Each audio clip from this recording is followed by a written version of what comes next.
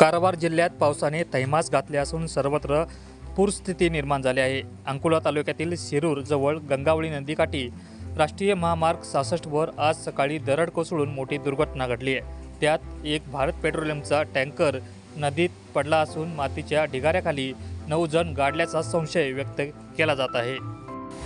या दरडीत एक अवजड वाहन भारत पेट्रोलियमचा एक टँकर अडकला आहे, त्याचे मोठे नुकसान झाले आहे। नदीत पडलेला टँकर नदीच्या प्रवाहातून वाहत जात असल्याचे दिसून येते। त्यात चालकी असल्याचा संशय व्यक्त केला जात आहे। मातीखाली एक कार अडकल्याचा संशय असून त्यात 5 पेक्षा अधिक जण असल्याचे बोलले जात आहे।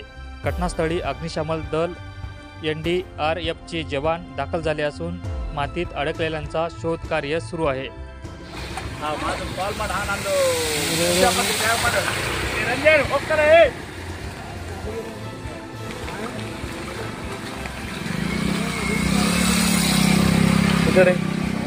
ನಾವು ಒಂದು